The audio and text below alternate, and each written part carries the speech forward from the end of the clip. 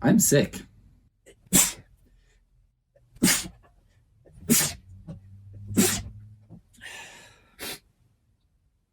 I'm sick and tired of running a bookstore. Welcome to Pizza Cult Books. We're always happy to have you buy things here. Today we've got a topic, the Kindle. The Kindle, because it's an Amazon product, is always going to be a controversial topic in the book world, right?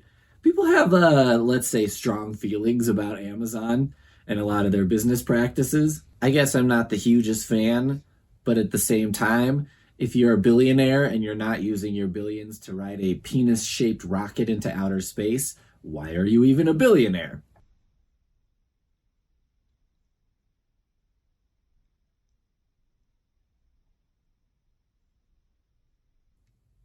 I guess you could try and fix like world hunger or something, but whatever. If activists and so on aren't willing to build a penis-shaped rocket, if billionaires are going to solve world hunger, then someone needs to fill the void of taking penis-shaped rockets into outer space, building giant penises that explore the ocean floor, huge dicks that, just monuments, I don't know, whatever. Just huge dicks that do science stuff. Super train that looks like a dick. This all needs to happen, right? So if what you really want is for billionaires to solve world hunger, maybe what you need to do is start outdoing their giant penis technology. I like the Kindle. I like the Kindle because it's a reader. It works. It's pretty simple. When I picked this up, it doesn't give me the option to have my texts pop up on every page while I read it, right? I don't have to turn that option off either. It's this and that's all it is. That for me is the main appeal of something like this. They do bring the large print world to everybody, which is nice. You can just set the print size on here and read any book in large print. So, if you're a person who has low vision, but you don't really like mysteries where a plucky cat and a pluckier old lady solve a mystery together, this is pretty nice.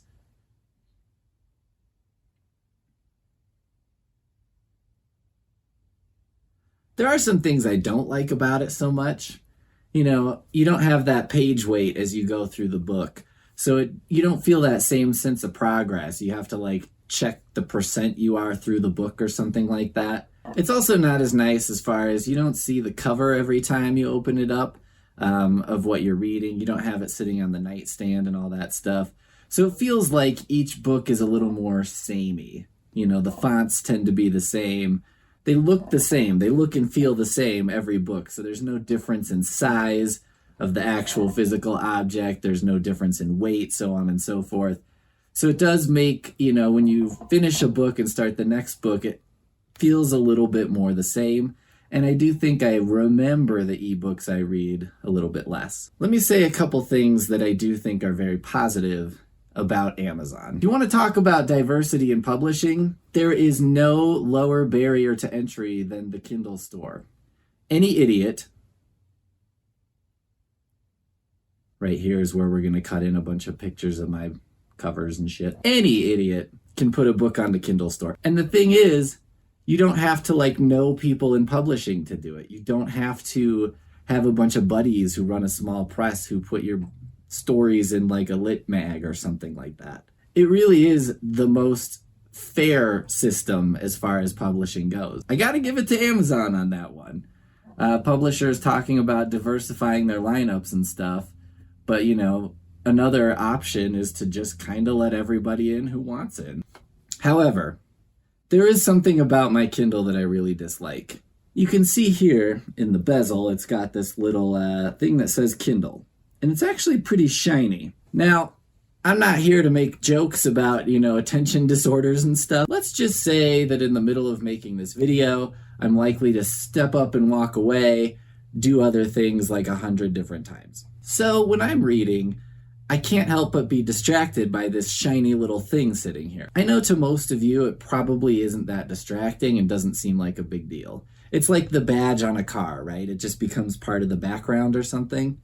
But this is a book, and it's almost like if you had the publisher put their put their business name at the bottom of every page in font that's larger than the font of the book and more glossy. So sometimes I've thought of just putting a sticker here, or I try to read with my thumb over it, but I know what's underneath my thumb. And you can actually just slightly feel the texture, and that's still annoying to me. So I've decided today to do something about it, and you can too. For the low price of, let's say, $24.99 plus shipping, you can get one of these, which is a Pete's Occult Books Kindle Fixer Kit. I mean, it's technically a paper good. It's sandpaper, but that's paper, right? That's half the name. So here's what I'm going to do. I'm going to tape plastic wrap over the front of this and then use painter's tape just so I can make sure I try and not fuck up the screen completely. Then I'm going to take some of this Pete's Occult Books, $24.99 plus shipping, paper good, and shave off this offending mark. And voila. Now I've got a Kindle of my own. The message I want to send to everybody today is, yeah, maybe it's not the best thing in the world to just ignore the sins of Amazon and how difficult they make some people's lives and how horrible they are and all that stuff. But this isn't about ignoring it. This is about spending $24.99 to make it really go away. Pete's Occult Books Kindle Conversion Kit, $24.99 plus shipping. All other things that could make it cost more apply.